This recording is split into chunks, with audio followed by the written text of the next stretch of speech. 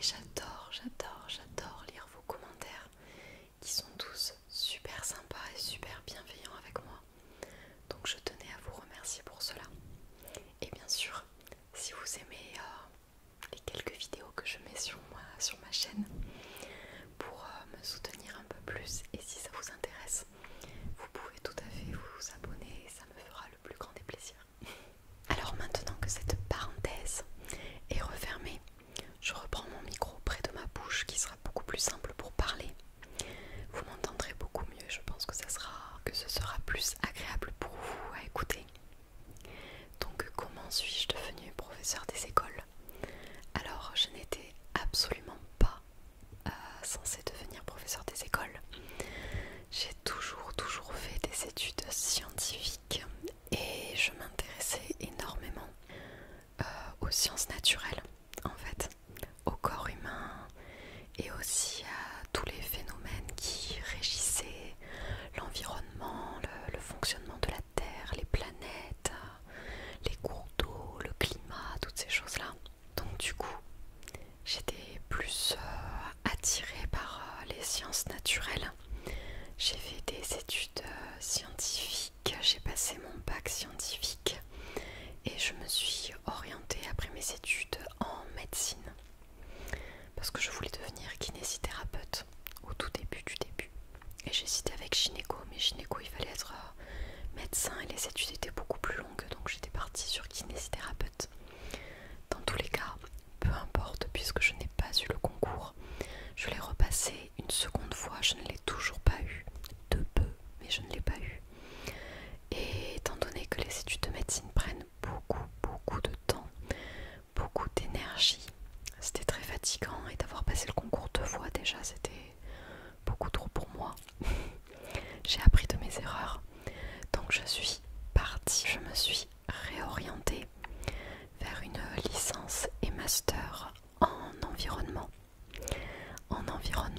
en sciences de la vie et de la terre, ce qui m'avait toujours plu quand j'étais au collège et au lycée, surtout que j'avais des professeurs au lycée en SVT qui étaient trop bien. Donc du coup je suis partie là-dedans. J'ai été quelque peu déçue puisque dans ma ville la licence et le master qui concernent à la fac, donc à la faculté, les sciences de la vie et de la terre étaient beaucoup axées sur la géologie. Or moi je n'étais pas vraiment branchée géologie, cailloux, roches et toutes ces choses-là. Genre les volcans, les géoressources, toutes ces choses-là, c'est pas vraiment mon truc. Moi j'étais plus branchée sur tout ce qui était à la surface de la terre, plus sur les sols pollués, sur la pollution aussi des eaux, les cours d'eau, sur le climat, la météorologie, etc. Donc j'ai quand même fait ma licence, où j'ai fini dans les premiers, donc je l'ai eu assez facilement. Au début c'était compliqué, mais la L3, la troisième année de licence, était assez bien. Puis je me suis orientée en master. Le master était beaucoup mieux organisé puisqu'il existait 2 parcours. On pouvait décider de s'orienter de nouveau vers la géologie ou bien s'orienter un petit peu plus vers l'environnement, les sciences environnementales, la surveillance de l'environnement, la protection des ressources, etc. Ce qui était un petit peu mon dada à l'époque. Donc j'ai fait ce master là. D'ailleurs je suis arrivée première de ma promotion à ce master. J'avais passé un bon stage dans un bureau d'études, quoique j'avais été un petit peu déçue. Et en fait je pense qu'on nous avait mal informés dès le début, mais je pensais pas qu'on allait dans les 3/4 du temps finir dans un bureau d'études privé à devoir faire, surtout que lorsqu'on travaille dans l'environnement, devoir faire des trajets dans la semaine. Ça dépend des entreprises, mais là où j'étais il y avait beaucoup de trajets. Et comme je travaillais au service qui s'occupait de la ressource en eau, forcément pour surveiller les cours d'eau on va pas rester au même endroit. Surveiller les cours d'eau il faut faire beaucoup de routes. Donc parfois je devais faire dans la journée avec un collègue, on devait faire 2h30 de route à l'aller, 2h30 de route au retour. Sur une journée c'est très fatigant. Il y a aussi des missions qui durent plusieurs journées où il faut dormir sur le terrain. faire ça. Moi c'est tellement pas mon truc. Je pensais vraiment trouver une profession à la fin qui puisse me permettre de rester au sein de la même entreprise, de pas forcément bouger partout. Parce que ça permet pas forcément d'avoir beaucoup de projets hors du boulot, puisqu'au final on fait des horaires qui sont assez relous. Et on est souvent en déplacement, donc on est crevé quand on rentre, on va pas se mentir. Donc bref, j'avais été un petit peu déçue par ça, déçue par les missions qui étaient données, et au final, j'avais l'impression que dans tous les savoirs théoriques qu'on nous apprenait à la faculté, en sciences de l'environnement, c'était extrêmement intéressant. On parlait aussi beaucoup justement du changement climatique et toutes ces choses-là. Mais dans les faits, en réalité, il se passait bien peu de choses. Et même si on travaillait sur différents projets, qu'on proposait des idées un petit peu novatrices qui permettaient de mieux gérer l'environnement, très souvent c'était assez coûteux, donc les entreprises ne le mettaient pas en place, on va pas se mentir, ou ils faisaient très peu attention. Et je sais pas, j'étais un petit peu déçue par ça, peut-être la vision trop idéaliste de travailler dans l'environnement et la protection de l'environnement. Après j'avais fait un stage dans la fonction publique au conseil départemental de la ville d'où je viens, au service eau, toujours dans l'eau, l'hydrogéologie. Ça m'avait davantage plu, mais bon, j'étais pas non plus trop emballée. Mais enfin bref, tout ça pour dire qu'une fois mon master terminé, j'ai continué de travailler un tout petit peu pour l'entreprise chez laquelle j'étais en stage, pour mon stage de fin d'études. Et puis je suis partie dans le merveilleux mouvement de la recherche d'emploi, ce qui est pas cool, parce qu'il faut forcément s'inscrire à Pôle emploi, il faut faire toutes les démarches, et j'ai postulé à énormément d'offres. J'ai dû passer une trentaine d'entretiens en tant que chargée d'études en surveillance de l'eau, en protection des sols, enfin la gestion des sols pollués, toutes ces choses-là qui se rapportaient à l'environnement. J'avais passé une bonne vingtaine d'entretiens en même pas un an, qui n'ont abouti à rien du tout. Ce qui était le plus frustrant pour moi, c'est que je faisais souvent partie des derniers candidats qui étaient retenus par les RH et toutes ces choses-là. Mais au dernier moment, c'était toujours un non. Ou alors on m'avait fait une proposition, mais qui était dans un coin qui était totalement paumé, totalement à l'opposé de la France de chez moi.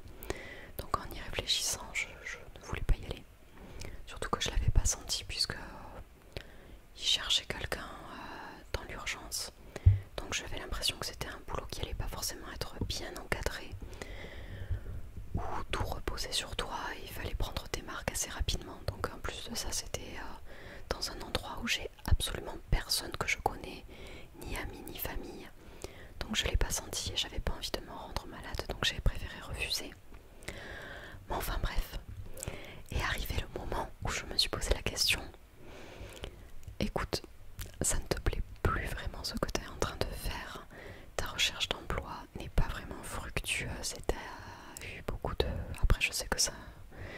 Beaucoup de gens passent par là, beaucoup de gens vivent ça, mais à un moment donné, moi j'ai peu de patience. En fait, je m'ennuyais et j'en avais marre de chercher dans un domaine qui me déplaisait de plus en plus. Donc j'ai réfléchi à ce que je souhaitais faire.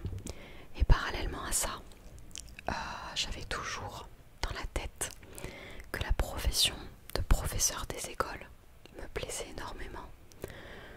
Sauf que j'avais l'impression que c'était pas fait pour moi, puisque je n'avais fait aucune étude en ce sens.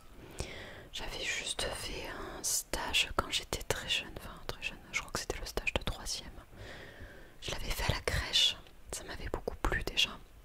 Après, professeur des écoles, c'est pour des enfants qui sont forcément plus grands.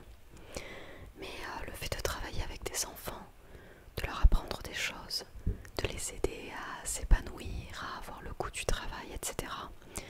Moi qui avais toujours été très sérieuse dans mes études et à l'école, j'étais très admirative en fait des professeurs des écoles que j'avais eus.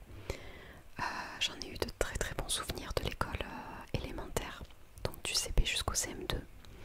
Maternelle, j'avais un peu moins de souvenirs, hein, forcément.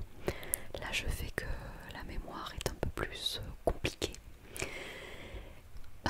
Et en tous les cas, ça me plaisait. En plus de ça, mes deux grands-mères étaient professeurs des écoles.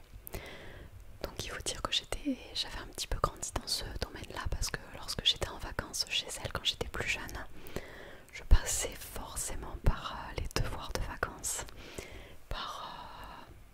En fait, elle me faisait des petites leçons et j'aimais bien ça en fait. J'aimais bien l'idée que chaque année on avait une classe qui changeait avec de nouveaux élèves, de nouveaux challenges, à leur apprendre des choses, à trouver toujours les meilleurs moyens de leur donner le goût et l'envie d'apprendre en fait. Donc je me suis dit, écoute, le concours de professeur des écoles, tu pourrais y accéder puisque tu détiens un master. Donc lorsque l'on a un bac plus 5, il est possible de s'inscrire en candidature externe, donc de se former nous-mêmes par n'importe quel organisme ou même totalement seul si on achète des bouquins. Et bien on a le droit de se présenter et puis pourquoi pas après de voir ce que ça donne. Donc je me suis dit, étant donné que je fais pas grand chose, je peux toujours continuer ma recherche d'emploi dans l'environnement, mais j'ai aussi envie de me lancer dans cette aventure là. Donc j'ai réfléchi pendant un été où je me suis dit quelle serait la bonne manière de me préparer, puisque je n'avais aucun cours et que je n'avais fait aucune étude dans la petite enfance, dans l'enseignement, etc. Du coup, je suis partie sur le CNED parce que j'ai fait un petit peu du bouche à oreille, j'ai demandé aux gens, il y en a qui connaissaient plein de personnes qui s'étaient réorientées professionnellement pour devenir professeurs des écoles, qui étaient passés par diverses prépas et certaines personnes étaient passées par le CNED. Donc ça m'a tout de suite interpellée, intéressée. Donc je suis allée voir et puis vous connaissez la suite. J'ai appelé, je me suis renseignée et finalement j'ai acheté le pack avec les cours à distance. Donc c'était des manuels de mathématiques, de français, toutes les matières qu'il y a à réviser pour passer le concours. L'ancien concours puisqu'il a changé cette année. Cette année il me semble qu'il a changé du coup. Donc je suis un peu moins au courant. Mais avant c'était une épreuve écrite de mathématiques, une épreuve écrite de français. Et il y avait des oraux à passer. Il y avait juste maths français. Non, il y avait autre chose je crois. Enfin bref, ça commence à faire loin. Mine de rien. Donc je pense que j'ai un petit peu fait un blackout de cette année-là. Dans tous les cas, j'ai pris les cours au CNED. Je me suis absolument pas aidée du tutorat ou des cours qui étaient à disposition via internet. Je me suis vraiment contentée des cours écrits qui m'avaient été envoyés, tous les manuels, etc. Donc après ça a un coût. Mais je savais maintenant, j'étais partie dans mon délire que je voulais être professeur des écoles. Donc je m'y suis lancée corps et âme à travailler énormément. C'est-à-dire que je révisais de 7-8 heures le matin jusqu'à 17h, 18h le soir. Enfin, j'organisais mes emplois du temps comme ça. J'ai bûché énormément et j'ai passé le concours. Et ce concours, à ma grande surprise, je l'ai obtenu. J'ai d'abord obtenu les écrits, j'étais trop contente. Puis sont venus les oraux, pardon. Les oraux, c'est beaucoup plus hardcore à passer puisque l'on passe devant un jury avec des inspecteurs académiques, des conseillers pédagogiques, etc. Des professeurs d'ailleurs, professeurs de collège, de lycée, ça dépend de la matière que l'on a choisie. On devait présenter un sujet dans une matière qui nous intéressait le plus. Vous vous doutez bien que j'ai choisi les sciences et j'avais fait mon dossier, ma présentation sur la phylogénie, vous savez, l'évolution des espèces. Je sais plus exactement quel était le thème, l'intitulé de mon thème. En tout cas, ça avait à voir avec l'évolution des espèces, l'évolution dans le temps, et c'était un cours qui était dédié pour les CM2 lorsque je l'ai présenté. Donc ça s'est très bien passé. Pour cette matière, j'ai eu tous les points d'ailleurs. J'étais super contente et j'ai eu un très très bon feeling avec le jury qui était super cool. Merci le chien qui aboie, c'est vachement relaxant. Je suis désolée. Et donc du coup les autres matières à passer, c'était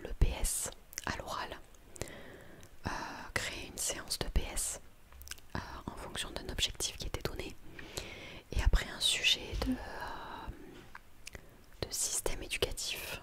C'était le système éducatif français. Non, je sais plus. Je sais plus exactement l'intitulé. En tout cas, ça concernait le système éducatif et tout ce qui entoure l'éducation française en fait. Donc la relation avec les parents, l'hétérogénéité des élèves, avoir des enfants allophones, c'est-à-dire qui viennent d'ailleurs et qui ne parlent pas la langue. Ça peut être les élèves à besoins éducatifs particuliers, ça peut être aussi le projet d'école, peu importe, c'est tout un panel de sujets.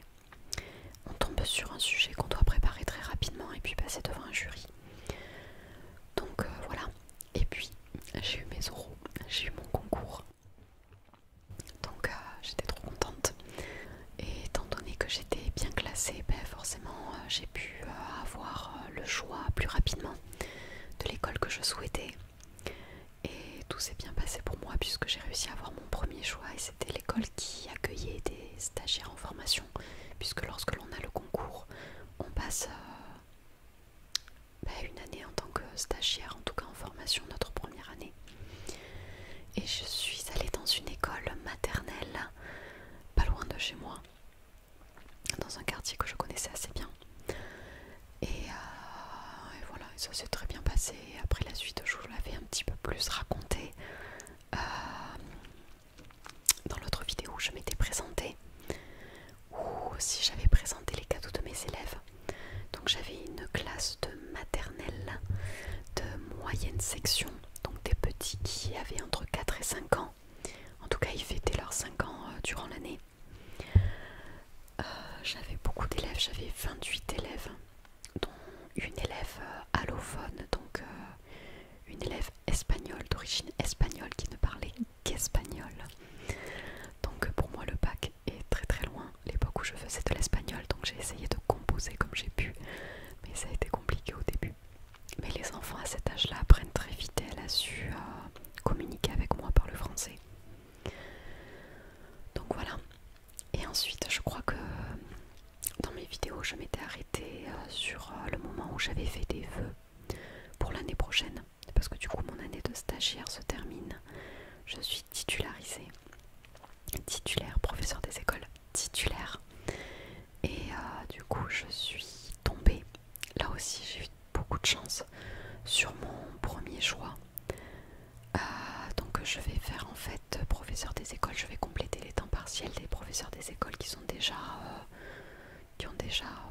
de la bouteille, on va dire, qui ont déjà de l'expérience et qui sont à temps partiel. Donc en fait je compléterai les jours pour lesquels elles n'enseignent pas, c'est moi qui enseignerai. Et je suis retombée du coup en maternelle, dans une école qui est encore plus proche de chez moi, où j'habite actuellement avec mon copain, donc c'est trop bien. Et j'aurai 2 classes différentes du coup sur la semaine. Une classe de moyenne section, donc là c'est trop top parce que je connais déjà les moyennes sections et j'ai beaucoup de choses qui sont déjà préparées pour eux. Et une autre classe de petits et de moyens. Une autre classe de petits et de moyenne section. Avec un enfant par contre qui est, il me semble, handicapé. Donc ça aussi, il faudra que je vois comment je peux m'adapter pour que sa vie à l'école soit la mieux possible. Sa vie en classe. C'est vraiment le souci que j'ai tellement envie que tout le monde se sente bien à l'école. Or j'ai eu de la chance avec la classe de moyenne section que j'avais. Ils avaient un vrai goût pour la classe. On a réussi à créer un bon environnement, une trop bonne cohésion entre les élèves. Ils s'aimaient tous beaucoup. Et le matin, je n'avais jamais de pleurs. Ils pleuraient jamais lorsqu'ils lâchaient leurs parents, donc trop top.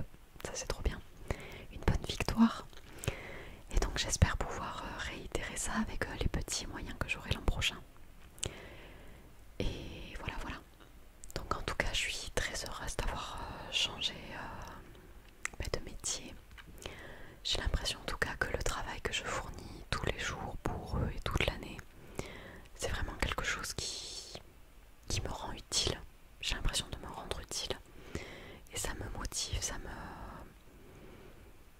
je sais pas comment dire. Après, ça dépend des gens.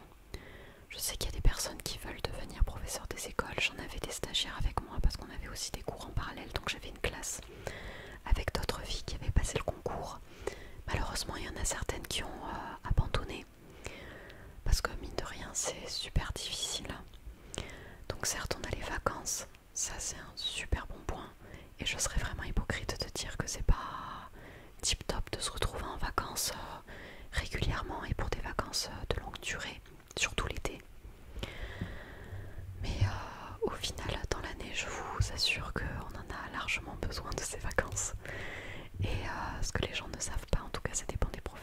sûr.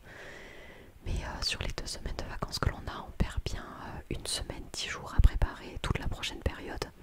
Préparer les cours, les photocopies, le matériel pardon, à manipuler, parce que moi pour des petits en tout cas tout passe par la manipulation.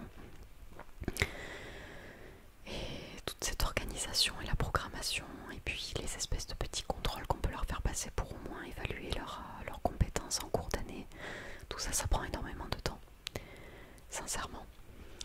Mais non, au-delà de ça, je suis toujours heureuse de retrouver mes petits quand je reviens en classe. Et ouais, après il y a des jours qui sont beaucoup plus éreintants que d'autres. Il y a des jours où je suis rentrée chez moi lessivée, j'avais juste envie de m'étaler sur le canapé, de plus bouger. Mais bon, c'est le jeu. Et comme tout métier, il y a ses côtés positifs et des côtés qui sont un petit peu plus embêtants, fatigants, mais bon. En tout cas, j'aime bien le fait aussi que je puisse changer de niveau de la petite section jusqu'au CM2, puisque chaque année, ce n'est pas dédié que je reste en maternelle. Et je compte bien partir en élémentaire un de ces jours pour voir comment ça se passe. Mais bon, voilà. Si j'ai d'autres choses à dire, je le ferai dans une autre vidéo parce que je pense qu'elle est déjà bien trop longue. Si jamais vous avez des questions, d'ailleurs, n'hésitez pas. S'il y en a qui sont intéressés par cette profession ou qui juste ont des questions, des choses à me dire comme ça, n'hésitez pas à me les mettre en commentaire, hein. Je me ferai quand même un plaisir de